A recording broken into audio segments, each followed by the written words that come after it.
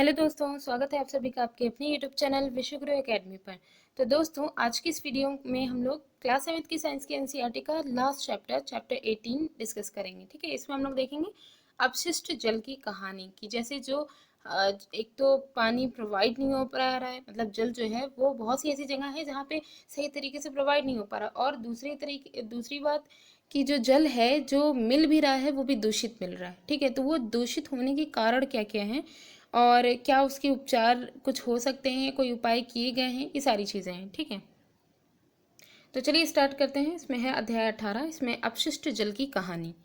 सबसे पहले देखिए अपशिष्ट जल होता क्या है, आखिर ये जो प्रदूषित जल है या अपशिष्ट जल है ये क्या हो सकता है। तो इसमें देखिए झाग से भरपूर तेल मिश्रित ऐसा जल जिसमें झाग हो, जैसे सर्फ वगैरह वाला, डिटर्जेंट वाला, ठीक है, तेल हो, काले या भूरे रंग का हो, तो इस तरीके का जल, और उसमें साथ ही साथ गंध भी आ रही हो। ठीक है, तो जो कि सिंक है, शौचालय है, लॉन्ड्री है आदि से नालियों में जब जाता है तो वही क्या कहलाता है, अपशिष्ट जल कहलाता है। ठीक है, इसी को ही हम अपशिष्ट जल कहते हैं। अब देखिए जल हमारी जीवन रेखा, तो इसमें देखिए स्वच्छ जल मानवों की मूलभूत आवश्यकता है। स्वच्छ जल अगर देखा जाए तो ये मनुष्यों की मूलभूत आवश्यकता है, वो हम सभी जानते हैं। ठीक है, शुद्ध जल में कमी जैसी, अब चूंकि बहुत सी ऐसी जगह है जहाँ पे शुद्ध जल नहीं प्रोवाइड हो पा रहा है। पहली बात तो जल ही नहीं प्रोवाइड हो रहा है, और जो हो रहा है उसमें भी वो दूषित है। ठीक है, तो शुद्ध जल में कमी जैसी जो गंभीरता है, इसको समझते हुए विश्व जल दिवस 22 मार्च 2005 को, विश्व जल दिवस की स्टार्टिंग हुई थी, तभी 22 मार्च को विश्व जल दिवस मनाया जाता है। ठीक है, तो इसमें संयुक्त राष्ट्र की जनरल असेंबली ने 2005 से 2015 तक की अवधि को जीवन के लिए जल पर कार्य, कि जीवन के लिए जल पर कार्य, ये एक जो है उस समय जो है टाइटल रखा गया था। ठीक है, कि 2005 से लेकर 2015 तक के इस पर ही काम करना है। तो उस पर कार्य करने के लिए अंतर्राष्ट्रीय दशक के रूप में इसे घोषित किया गया था। अंतर्राष्ट्रीय दशक 10 साल का पूरा ये टाइम ड्यूरेशन रखी गई थी। ठीक है, इस दशक में था क्या, इस दशक का मुख्य उद्देश्य था उन व्यक्तियों की संख्या को घटा करके आधा करना जिन्हें सुरक्षित पेयजल उपलब्ध नहीं है। ठीक है, मेनली इसका उद्देश्य यही था कि सुरक्षित जल ज़्यादा से ज़्यादा लोगों को प्रोवाइड किया जाए। जिन लोगों को नहीं मिल रहा उनकी संख्या कम की जाए, ताकि उनको, मतलब कम करने का मतलब ही है कि उनको प्रोवाइड किया जाए। ठीक है, अब देखिएगा यहाँ पे वाहित मल क्या होता है। वाहित मल एक जटिल मिश्रण है। ठीक है, जिसमें निलंबित ठोस, कार्बनिक, अकार्बनिक अशुद्धियाँ, पोषक तत्व, मृत जीवी और रोगवाहक जीवाणु और अन्य सूक्ष्म जीव होते हैं। यानी हम कहते हैं कि वाहित मल जो होता है, जो मनुष्यों द्वारा जो होता है, वही खाली वाहित मल नहीं कहलाता। वाहित मल के अंतर्गत सारी चीज़ें, कार्बनिक है, अकार्बनिक अशुद्धियाँ, पोषक तत्व, मृत जीव, रोगवाहक, सूक्ष्म जीव जितने भी हैं ये सब आ जाएंगे। तो सबसे पहले देखिए कार्बनिक अशुद्धि में क्या क्या चीज़ें हैं, जैसे मानव मल भी आ जाएगा, जैविक अपशिष्ट पदार्थ भी आ जाएंगे। जैविक अपशिष्ट पदार्थ जो मतलब जैसे सब्जी वगैरह हैं, इनके छिलके, ठीक है, पत्तियों के पत्तियाँ या पेड़ पौधे की जो सड़ जाती हैं, ठीक है, खराब हो जाती हैं, यूरिया है, कचरा है। ठीक है, और इसके अलावा जो कीटनाशी या शाकनाशी वगैरह ये सब जो होते हैं, ये सब भी कार्बनिक अशुद्धियों में ही आते हैं। फिर देखिए अकार्बनिक अशुद्धियाँ, इनमें क्या है, नाइट्रेट, फॉस्फेट और धातुएं जितनी भी हैं वो अकार्बनिक अशुद्धियों में आ जाएंगी। इसके बाद है पोषक तत्व। पोषक तत्व में फास्फोरस, नाइट्रोजन। अब जितने भी जो वाहित मल भी अगर जा रहा है तो उसमें मतलब कि काफ़ी सारे खाद्य पदार्थ, जो भोज्य पदार्थ हैं वो भी मतलब जब खराब हो जाते हैं तो वो वाहित मल ही में, मतलब बेकार के ही फॉर्म में इसको जो है कर दिया जाता है। तो इन सब में ये मिनरल्स वगैरह तो उपस्थित होंगे ही। ठीक है, तो फॉस्फोरस और नाइट्रोजन युक्त पदार्थ भी होंगे। जीवाणु कौन कौन से हो सकते हैं, जैसे हैजा और टाइफाइड आदि रोग उत्पन्न करने वाले जीवाणु होंगे। अन्य सूक्ष्म जीव जैसे पेचिस आदि रोग उत्पन्न करने वाले प्रोटोजोन्स जो होते हैं, ये सब पेचिस उत्पन्न करते हैं। ठीक है, तो ये जो है अन्य सूक्ष्म जीवों में आ जाएंगे। अब यहाँ पे हम देखें सीवर क्या होती है। सीवर इन दिनों जो है बहुत ज़्यादा ये, मतलब बहुत ज़्यादा ये सुनने में आता है कि सीवर लाइन पड़ रही है, सीवर लाइन पड़ रही है। सीवर होता क्या है, सीवर क्या है, पाइपों का एक जाल है जो मिलकर मल विसर्जन की व्यवस्था करता है। ये क्या है कि एक पाइप पहले तो जो है मेन रोड, मान लीजिए हम लोग के घरों के सामने जो रोड है वहाँ पे एक मोटा मेन पाइप जाता है, ठीक है। अब उस पाइप से घरों से निकलने वाला जो घरों में जो टैंक बने हैं वहाँ से पाइप जो है उससे कनेक्ट कर दिया जाता है। सीधा मेन काम ये होता है कि ये जो पाइपों का जो जाल होता है, ठीक है, इसमें वाहित मल जो घरों का है और कभी कभी नाली या नालों का भी, तो खैर ये जो वाहित मल है इसको डायरेक्टली जहाँ पे बायोगैस निर्माण होता है वहाँ तक के, उस सेंटर तक के, संयंत्र तक के पहुँचाने का ये काम किया जाता है। ये एक पूरा जाल बना हुआ है, ठीक है।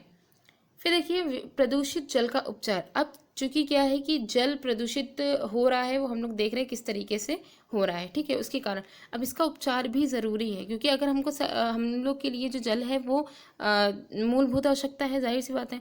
तो इसको क्या है कि अगर हमको ये दूषित मिलेगा तो हम लोग उतने ही ज़्यादा बीमार पड़ेंगे। तो यानी कि जो जल है उसकी सुरक्षा, उसको जो है स्वच्छता उसकी बहुत ज़रूरी है। तो अपशिष्ट जल के उपचार में भौतिक, रासायनिक, जैविक प्रक्रम सम्मिलित है। उपचार जब भी हम करेंगे इन तीनों ही तरीके से करेंगे, ठीक है। जो जल को संदूषित करने वाले, यहाँ पे दिया गया है, जो जल को संदूषित, जल को जो है दूषित करने वाले भौतिक, रासायनिक और जैविक द्रव्य हैं उनको पृथक करने में सहायता करेंगे। यानी प्रक्रम में हम लोग भौतिक, रासायनिक और जैविक प्रक्रम लेंगे और इनके द्वारा हम क्या करेंगे, ऐसे पदार्थ, ऐसे द्रव्य जो भौतिक, रासायनिक और जैविक जो है द्रव्य हैं, ठीक है, उनको पृथक किया जाएगा, ठीक है। इसके बाद देखिएगा, अब यहाँ पे हम कुछ प्रोसेस हैं जिनमें हम ये जो प्रदूषित जल है उसको हम यूटिलाइज कर सकते हैं कि नहीं कर सकते, दूषित जल को वापस से यूज़ करने लायक है कि नहीं है। तो इसमें देखिएगा बहुत सारे स्टेप्स दिए गए हैं जिनमें बहुत इंपॉर्टेंट भी है, क्योंकि इसमें क्वेश्चंस में इनके जो टाइटल हैं, इनके मेन जो इंस्ट्रूमेंट यूज़ हो रहे हैं, इनसे रिलेटेड भी क्वेश्चन बनता है। तो देखिएगा सबसे पहले प्रथम चरण में क्या होता है, सर्वप्रथम अपशिष्ट जल को शलाका छन्ने या बार स्क्रीन से गुजारा जाता है, ठीक है। तो ये जो बार स्क्रीन है उससे होकर के जो है जो जल है उसको प्रवाहित किया जाता है, अपशिष्ट प्रदूषित जल को।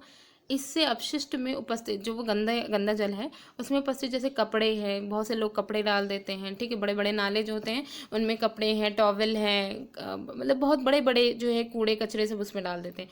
तो कपड़े हैं, कपड़े के टुकड़े हैं, डंडियाँ हैं, डिब्बे हैं, प्लास्टिक के पैकेट हैं, तो इन सब जैसे बड़े साइज़ वाले जो संदूषक हैं उनको उसमें डाल दिया जाता है। ये जो है इन शलाका छन्ने जो हैं उनके द्वारा अलग कर दिए जाते हैं।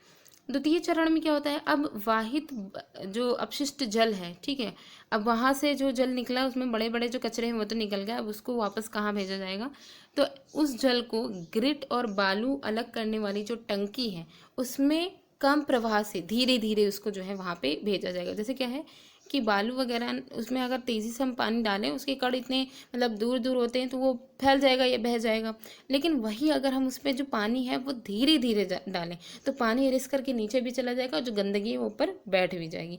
तो इसी वजह से वाहित अपशिष्ट जल को जो ग्रिड बालू वाली जो टंकी है उसमें कम प्रवाह से छोड़ा जाता है, धीरे धीरे डाला जाता है, जिससे उसमें उपस्थित बालू, ग्रिट और कंकड़ पत्थर उसकी पेंदी में बैठ जाए, ठीक है। अब वो जो मतलब ये इसमें जो गंदगी है, अब ये क्या है कि पानी है, ठीक है, उसको थिराने के लिए, थिराने वाली ये तो प्रोसेस होती है जिसमें जो है जो बालू है, ग्रिट है या कंकड़ पत्थर है वो पेंदी में बैठ जाए, तो वही यहाँ पे जो है प्रोसेस की जाती है।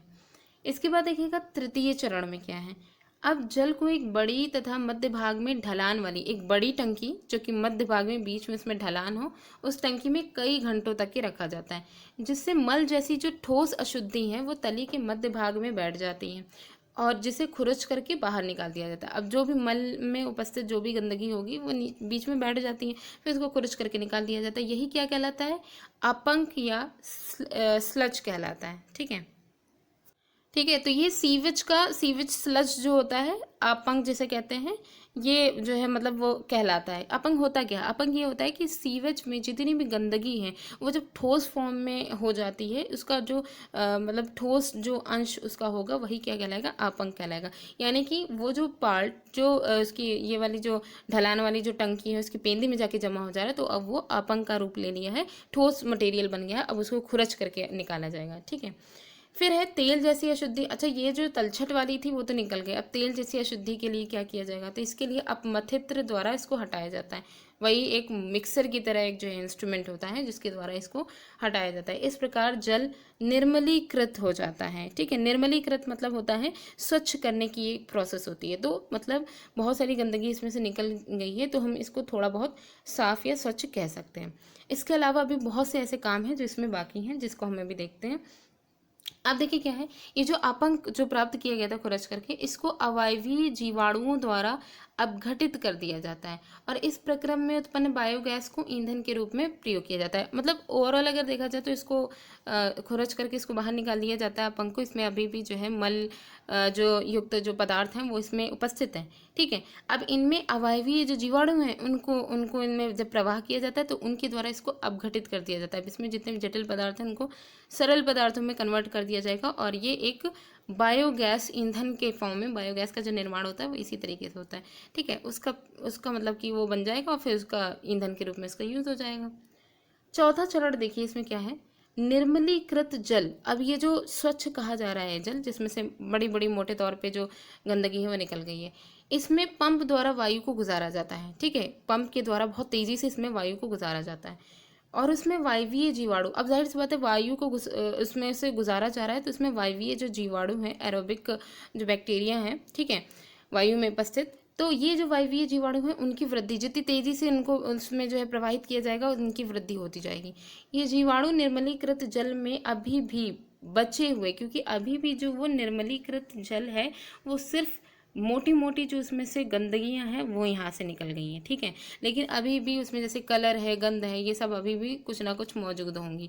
तो इनको हटाने के लिए वही मानव अवशिष्ट भी हो सकते हैं, खाद्य पदार्थ भी हो सकते हैं, साबुन भी हो सकता है, अन्य अवांछित पदार्थ भी हो सकते हैं। तो ये सब हैं। अब ये जो बैक्टीरिया हैं ये क्या करेंगे, इन सबका उपभोग कर लेंगे। ठीक है, इसे खा जाएंगे। तो कुछ घंटों के बाद जब इसको खा पी लेंगे तो कुछ घंटों के बाद जल में ये निलंबित सूक्ष्म जीव टंकी की पेंदी में सक्रिय अपंक के रूप में बैठ जाते हैं। अब क्या है कि जब ये खा पी करके तैयार हो गए हैं तो जाहिर सी बात है अब वो एक लेयर अपनी बनाए रखेंगे। ठीक है, तो ये भी बिल्कुल जो है निलंबित सूक्ष्म जीव जो हैं वो नीचे तलछटी में जा करके, टंकी की पेंदी में जा करके वो जमा होने लग जाएंगे। ठीक है, थोड़ा भारी हो जाएंगे तो नीचे जमा होने लग जाएंगे। तो ये सक्रियत आपंक के रूप में, अब जाहिर सी बात है वो भी नीचे जाके जमा होकर के ठोस मटेरियल बन जा रहा है तो वो इसलिए इसको आपंक कहा जा रहा है, तो उसके रूप में ये बन जाते हैं। अब शीर्ष भाग, अब जो ऊपर वाला जो पोर्शन है अब उसको बाहर निकाल लिया जाता है। मतलब जैसे निथारना नहीं कहते हैं, जो ऊपर वाला जो पोर्शन होता है साफ पानी, ठीक है, उसको अलग कर लिया जाता है। तो ये इसमें यहाँ पे हो जाएगा। यहाँ पे देखिए प्रोसेस, ये चारों जो प्रोसेस दी गई थी इनमें शलाका छन्नी यहाँ पे दिखाया गया जिसमें मोटे जो अपशिष्ट पदार्थ थे उनको निकाला गया था। फिर ग्रिट और बालू अलग करने की जो टंकी उसमें डाला गया था। ठीक है, इसके बाद जो है उसमें जल अपमथित्र जो होता है जिसमें तेल वाली अशुद्धि जो होती है उसको इसमें से जो है अलग किया जाता है। फिर लास्ट में है वातित्र जिसमें हवा, देखिए वायु का प्रवाह इसमें जल में कराया जा रहा है। ठीक है, तो ये चीज़ हो गई। अब इसके बाद देखिएगा, जल निकलने के बाद बालू बिछाकर बनाए शुष्कन तलों अथवा मशीनों द्वारा शुष्क अपंक का उपयोग खाद्य के रूप में किया जाता है। अब जाहिर सी बात है वहाँ पे वही जो तलछटी में तो वो जमा हो गया जाकर के बैक्टीरिया, ऊपर से जो जल निकाला गया उसको जल को निकाल लिया गया। अब नीचे जो तलछटी में उपस्थित है वो भी अभी थोड़ा बहुत तो पानी उसमें हो गई, तो अब उसको क्या है बालू बिछा करके शुष्कन या फिर मशीनों के द्वारा उसको सूखा करके शुष्क अपंक के रूप में उसका उपयोग खाद्य के रूप में किया जाएगा। ठीक है, वो कंप्लीटली खाद्य के रूप में बन गया, जिससे कार्बनिक और पोषक तत्व पुनः मृदा में वापस चले जाएंगे। इसके बाद प्राप्त जल को प्राकृतिक प्रक्रम द्वारा, अभी क्या है, अभी भी वो कंप्लीट प्योर नहीं है। ठीक है, तो अब उसको क्या किया जाएगा, अब ये जो जल प्राप्त हुआ है इसको ले जा करके वही गड्ढों या बड़े बड़े जो गड्ढे हैं उनमें जो है डाल दिया जाएगा। तो अब वहाँ से रिस करके भूमि में चला जाएगा। उसके बाद फिर भूमि में, वो भूमि तो नेचुरली है एक फिल्टर की तरह काम करती है, तो वही है। इसके बाद प्राप्त जल को प्राकृतिक प्रक्रम द्वारा, चाहे वह नदी हो, चाहे कुएँ हो, चाहे कोई बड़ा तालाब हो, गड्ढा हो, उन सब में उनमें डाल करके उनको स्वच्छ कर दिया जाता है। ठीक है, फिर देखिए जागरूक नागरिक नागरिक बने, इस हेडिंग में क्या बताया गया, मतलब हम लोगों के क्या कर्तव्य हैं ये भी हमें देखना ज़रूरी है। क्योंकि देखिए गवर्नमेंट अपनी तरफ से कर रही है, गवर्नमेंट जितना करती है या जो भी थोड़ा बहुत कर रही है वो तो अपना कर रही है, ठीक है। हमारी भी अपनी ये जिम्मेदारी बनती है कि अगर हम अपनी तरफ से थोड़ा बहुत करने लग जाएं, साफ़ सफाई रखने लग जाएं, तो क्या होगा कि जो है मतलब दोनों ही चीज़ें मिल करके काम आसान हो जाएगा, ठीक है। तो वही चीज़ है, क्योंकि प्रॉब्लम जो झेलनी पड़ती है वो हम ही लोग को ही झेलनी पड़ती है, आम जनता जो होती है उसी को ही झेलनी पड़ती है। तो देखिएगा, अपशिष्ट पदार्थों की उत्पत्ति मानव की प्राकृतिक और सामाजिक क्रियाकलापों का ही परिणाम है। जाहिर है हम ही लोग के ही द्वारा जो है ये अपशिष्ट जो पदार्थ हैं उनकी उत्पत्ति हो रही है, ठीक है। परंतु हम अपशिष्ट पदार्थों की मात्रा और उनकी विविधता को सीमित ज़रूर कर सकते हैं। तो कैसे कर सकते हैं, कुछ यहाँ पे स्टेप्स दिए गए हैं जिनके द्वारा हम इसको कुछ कर सकते हैं। जैसे हमें देखिएगा, तेल और वसा युक्त कचरे को सीधे कूड़ेदान में डालें। जैसे क्या होता है कि हम लोग कभी कभी जो है मतलब कुछ भी खाने में बनता है या कुछ भी खाना पीना बनाते हैं, तो उसमें जो है जब बर्तन धुलने की बारी आती है तो जो तेल वाला जो पोर्शन होता है उसको डायरेक्टली हम लोग नाली में डाल देते हैं। इससे क्या होता है, नाली में तो हमने तो डाल दिया, लेकिन वो नाली में जा कर के क्या होगा कि जो पाइप हैं उनकी दीवारों में वो जो है जमा होने लग जाएगा, और वो फिर अवरोधक कहीं ना कहीं जा करके वो बहुत ज़्यादा जब हो जाएगा तो वो एक रुकावट की तरह हो जाएगा, ठीक है। तो रुकावट बन जाएगा और पानी के बहाव वहीं पे ही रुक जाएगा। तो इसी वजह से इसको सीधे कूड़ेदान में डालिए, ताकि जो जो कूड़ा आपके घर से जब जाता है तो वो सही जगह पहुंच जाए। फिर है जल की शुद्धिकरण में सहायक सूक्ष्म जीव। अब जल के शुद्धिकरण में हम लोग ने अभी देखा है कि सूक्ष्म जीव जो है उनका कितना इंपॉर्टेंट रोल है। तो ये जो सूक्ष्म जीव हैं ये पेंट है, विलायक है, कीटनाशक है, मोटर तेल है, औषधियाँ हैं आदि में ये मर सकते हैं, ठीक है। जैसे हम लोग क्या करते हैं ना, ये सब जो पेंट वगैरह जो है जब जो अनयूज्ड होता है उसको डायरेक्टली नाली में डाल देते हैं, तो क्या होता है कि अब नाली वगैरह में भी जो मतलब जो स्मेल वगैरह ना आए या जो गंदगी है उसको सूक्ष्म जीव ही हैं जो इसको जो है सरल पदार्थों में कन्वर्ट करते हैं, ठीक है।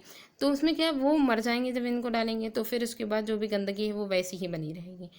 इसके बाद है खाद्य। और एक और चीज़ है, जैसे तेल वसा है, तेल वसा का एक और काम होता है, जैसे बहुत सी ऐसी नालियाँ बनाई जाती हैं जिनमें मतलब ऊपर से उसको पक्का कर दिया जाता है, नीचे से मिट्टी खाली रखी जाती है ताकि पानी जो है वो रिस करके भूमि में चला जाए, ठीक है। अब हम अगर तेल और वसा युक्त जो पदार्थ है उसको हम डायरेक्ट नाली में डाल देंगे तो इससे क्या होगा कि वो जो मिट्टी के जो छिद्र हैं उनको वो अवरोधक मतलब रुकावट की तरह उसमें छिद्र को बंद कर देगी। तो इससे क्या है कि पानी जो है उसका रिसाव भी नहीं हो पाएगा।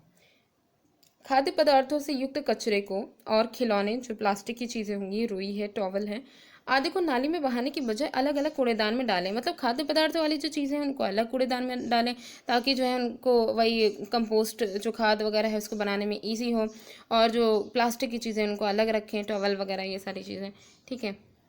अब ये जो दूषित जल है जब ये हमारे खाने में या हमारे किसी भी काम में जब वो पहुँचेगा तो वो क्या इफ़ेक्ट डालेगा, तो देखिए दूषित जल से हैज़ा, टाइफाइड, पोलियो, हेपेटाइटिस, पेचिस आदि जैसे ये रोग जो हैं जो कि इसमें सम्मिलित हैं ये सब हो सकते हैं, ठीक है। तो ये सारे जो हैं यहाँ पे रोग दिए गए हैं जो कि दूषित जल से होते हैं। वाहित मल निपटान की वैकल्पिक व्यवस्था। अब ये जो वाहित मल है इसको हम निपटान कैसे कर सकते हैं, ठीक है। एक तो यहाँ पे जो सीवर लाइन वाला था वो तो यहाँ बताया गया था, इसके अलावा भी और भी बहुत सारे मेथड निकाले गए हैं कि जिनके थ्रू ये ईजिली वाहित मल का जो है उसका निपटान किया जा सके, कहीं और इसका यूज़ किया जा सकता है या और भी। तो इसके लिए देखिए सेप्टिक टैंक, सबसे पहले सेप्टिक टैंक, रासायनिक शौचालय, कंपोस्टिंग पिट आदि का उपयोग किया जाता है। सेप्टिक टैंक क्या होता है, अस्पतालों आदि आदि जो जगह हैं वहाँ के लिए इसको उपयुक्त किया जाता है। मतलब कहने का है कि जैसे जो सेप्टिक टैंक के लिए जो है जैसे अस्पताल हैं, ठीक है, या फिर अस्पताल में वहाँ से निष्कासन की जो है व्यवस्था नहीं होती है, तो वहाँ पे उस जगह पे वही बताया गया ना जहाँ मल वहन की व्यवस्था नहीं है वहाँ पे सेप्टिक टैंक बनाए जाते हैं। उसी तरीके से जैसे शौचालय में अपमार्जन की आवश्यकता नहीं होती है क्योंकि शौचालय में मल बंद नलियों में से होता हुआ बायोगैस संयंत्र में चला जाता है, वही सीवर लाइन का यहाँ पे यूज़ हो जाएगा, ठीक है। तो सेप्टिक टैंक का हम लोग ने देख लिया, सीवर लाइन का यहाँ पे देख लिया। इसके बाद देखिएगा कृमि प्रसंस्करण शौचालय, ये बहुत इंपॉर्टेंट है। इसको जो है कंपोस्टिंग टॉयलेट कहा जाता है। इसका क्या काम है, भारत में ऐसे शौचालय की रूपरेखा का परीक्षण किया गया है जिसमें मानव मल को केंचुए द्वारा उपचारित किया जाता है, जिसमें मल पूर्णतः कृमि केकों में परिवर्तित हो जाता है, ठीक है। वही जो बहुत से ऐसे जो स्पॉन्ज या जैसे टैंक वाले नहीं, मतलब स्पॉन्ज करके गाँव में बहुत चलते हैं ये वाले जो टॉयलेट होते हैं। आखिर अगर पानी वाला रहेगा तो वहाँ पे कृमि जो केचुए वगैरह हैं वो अपना काम कैसे करेंगे। तो ऐसा टॉयलेट बनाया गया है जिसमें से जो वाहित मल है, ठीक है, वो ड्राई फॉर्म में निकले और इसके बाद जो केचुए वगैरह हैं वो उनको जो है कृमि केकों में परिवर्तित कर दें। ठीक है, तो इस तरीके के गाँव में बहुत जगह पे मतलब इस तरीके से यूज़ होते हैं। तो इसमें ही जो मृदा के लिए अब जाहिर सी बात है कृमि केक जो बन गए हैं तो वो अब क्या एक तरीके से खाद बन गई है ना। कंपोस्ट जो खाद है वो इसी तरीके से ही बनेगी, तो इस वो मृदा के लिए भी समृद्ध होगा, यानी कि यहाँ से यूटिलाइजेशन भी हो जा रहा है। और सबसे इंपॉर्टेंट बात, इसमें जल की बहुत कम मात्रा का प्रयोग होता है। अच्छा, हम लोग ने अभी जो पीछे जो 4 स्टेप पढ़े उनमें हम लोग ने देखा कि हर जगह जल का बहुत ज़्यादा यूज़ था। ठीक है, इतना ज़्यादा यूज़ होने के बाद फिर जा कर के जो फ्रेश वाटर जो है वो मिलता है, तो कहीं ना कहीं मतलब कि उसका यूज़ रहा है। और ये वाला जो प्रोसेस है कृमि प्रसंस्करण शौचालय वाला, इसमें जल की बहुत कम मात्रा यूज़ होती है और वही ड्राई फॉर्म में ही इसको कृमि केकों में एक तो कन्वर्ट ही हो जाता है, दूसरा में खाद भी मिल जाती है। ठीक है, तो ये चैप्टर काफ़ी अच्छा था। और सबसे इम्पोर्टेंट बात यहाँ पे ये है कि अगर हम लोग भी अपनी तरफ से, एक आम नागरिक अपनी तरफ से कोशिश करें तो हम इस सभी जो समस्याएं हैं उनसे बच सकते हैं। तो दोस्तों 7th क्लास की जो साइंस की एनसीईआरटी है वो यहाँ पे आज ख़त्म हो जाती है। ठीक है, अब हम लोग जो नेक्स्ट हम लोग की जो सीरीज़ स्टार्ट होगी वो 8th क्लास की एनसीईआरटी को पढ़ेंगे। ठीक है, तो वीडियो कैसी लगी कमेंट करके ज़रूर बताइएगा और शेयर ज़रूर करिएगा। Thanks for watching.